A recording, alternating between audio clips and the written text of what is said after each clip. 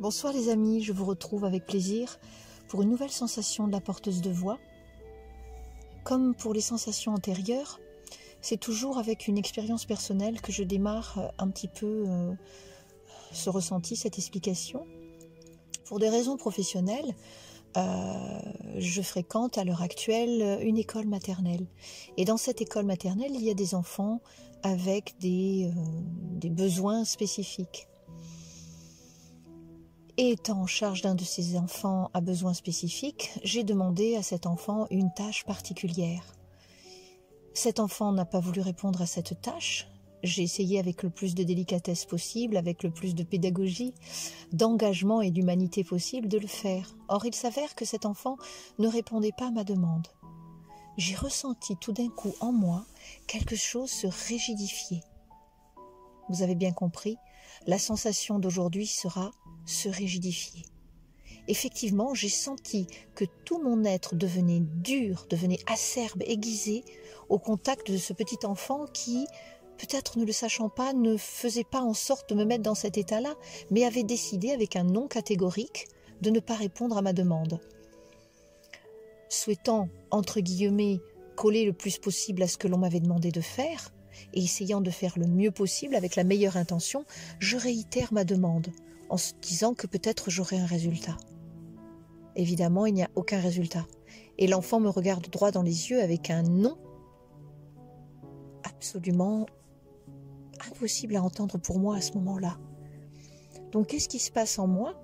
Je prends l'enfant, je le rassois fermement sur sa chaise avec cette injonction: tant que tu ne feras pas ce que je te demande, eh bien je resterai à côté de toi et tu ne pourras pas t'amuser. Et là, il y a eu chez moi, à l'intérieur de moi, un retournement qui ne m'a absolument pas plu, de la personne fluide, bienveillante que j'essaye d'être. Je me suis dit, comment un si petit être, avec une volonté si farouche, si forte, pouvait me mettre dans de tels états.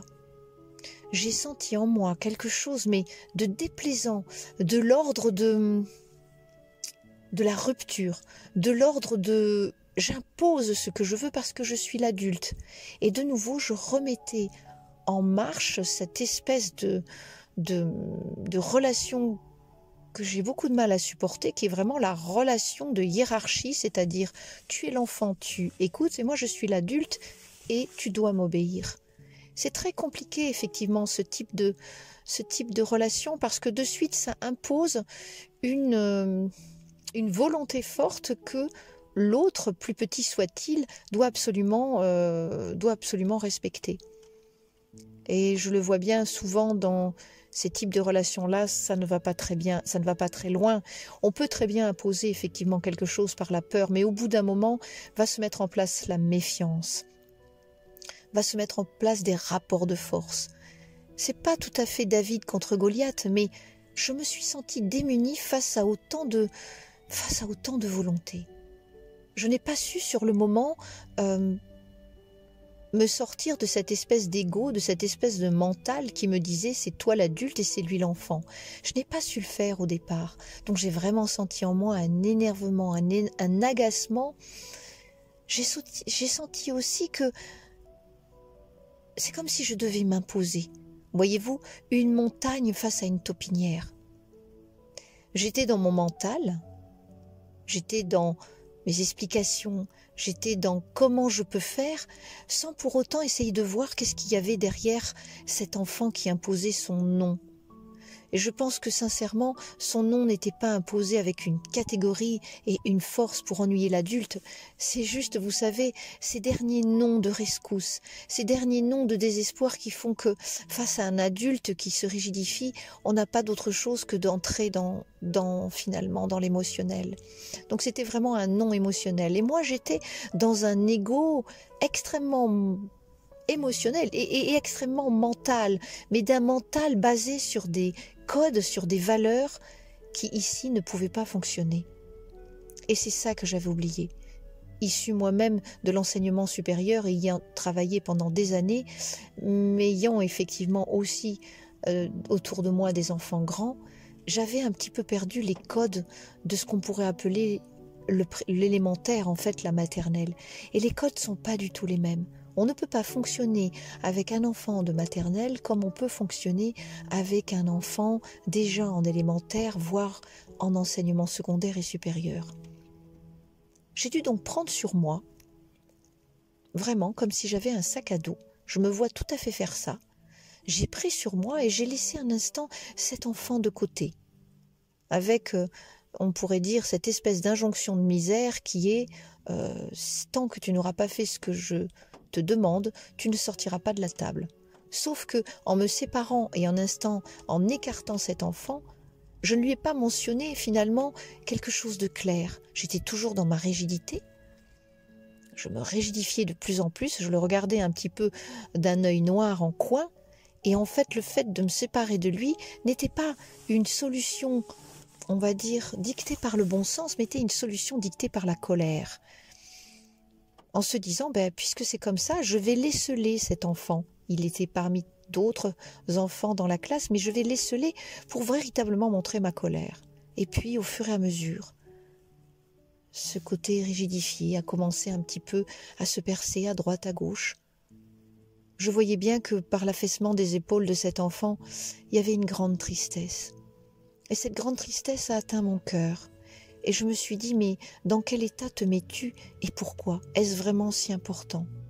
J'avais mis en avant tout ce que mon éducation, tout ce que ma lecture, mes lectures, toutes mes petites expériences avaient mis en avant pour croire que j'avais véritablement la science infuse et le savoir pour aller finalement obliger un enfant à faire ce que je lui demandais, une directive de la classe. Et puis j'ai laissé ça de côté, et puis je lui dis, tu peux aller jouer. Sans pour autant continuer à lui expliquer ce qui s'était passé entre nous, je l'ai laissé.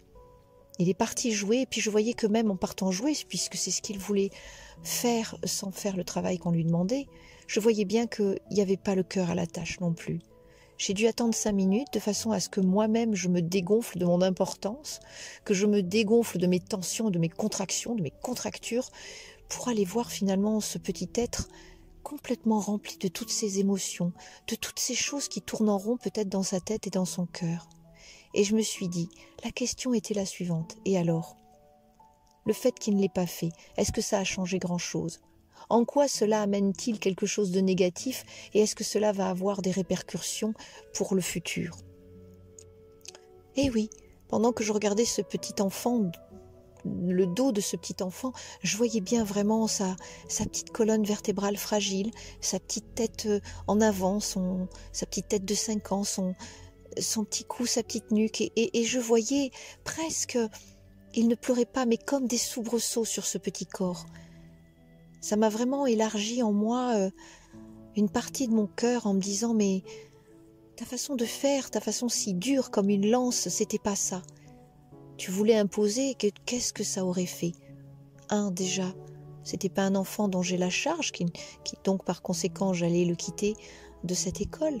Et 2, était-ce vraiment important de se mettre dans tout cet état pour obtenir un résultat? Alors j'ai lâché, j'ai dit je vais lâcher, et je l'ai donc laissé partir.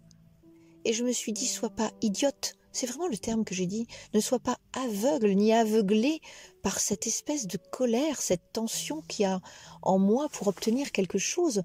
Tu n'as pas les mêmes codes, tu n'avais pas les mêmes codes, et ça faisait longtemps que je n'avais pas fréquenté ces codes-là, où souvent, chez les enfants, il y a beaucoup de réactions émotionnelles, vraiment proches encore du petit mammifère, 3-4 ans, crier, pleurer, manger, dormir.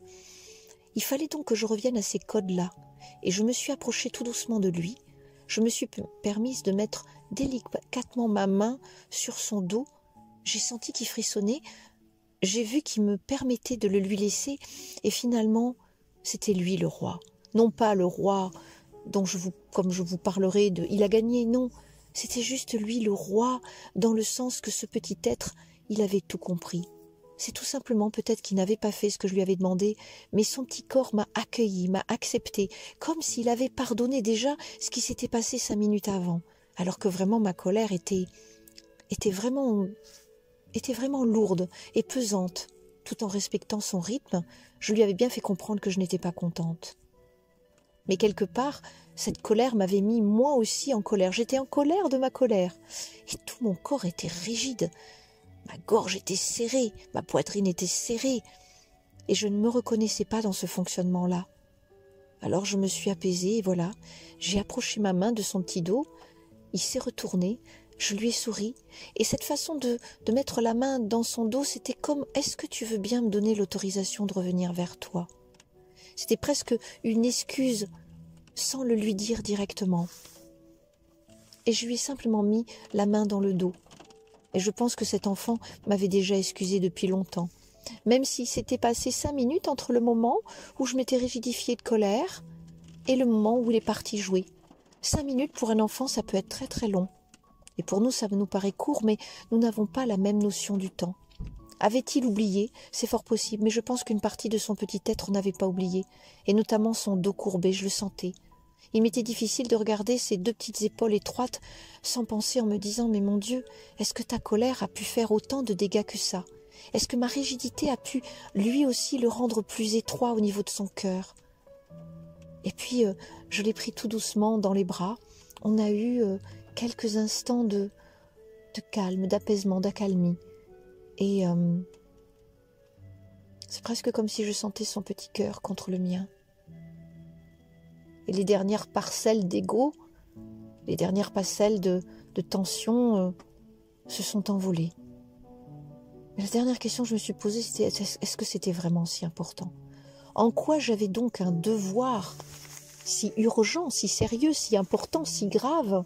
En quoi avais-je donc, vous savez, comme un chevalier là, qui a un devoir à faire?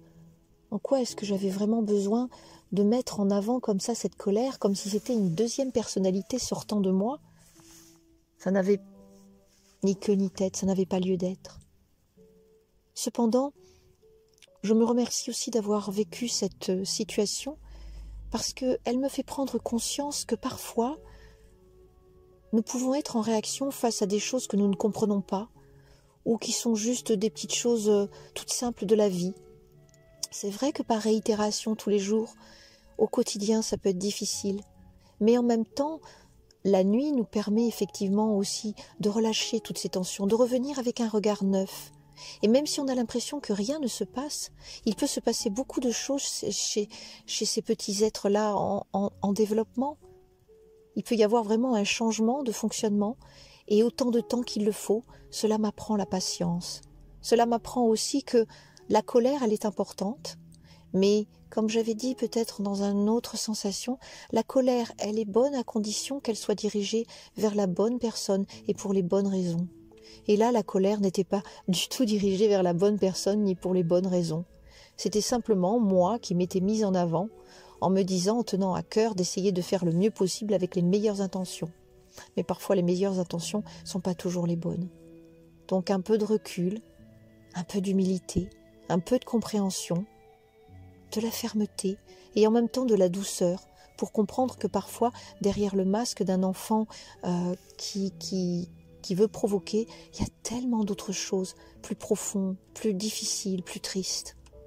Donc voilà pour moi une grande leçon. Je me suis dérigidifiée, c'est comme ça qu'on pourrait dire. Et puis j'ai laissé derrière moi un enfant de nouveau avec un corps souple, avec une tête qui se relève et puis 2 épaules qui se baissent. J'ai laissé derrière moi en partant un enfant qui m'a donné la main, un enfant qui m'a souri. Et puis quelque part, à travers ce sourire qui m'a pardonné bien avant que moi je ne le pense.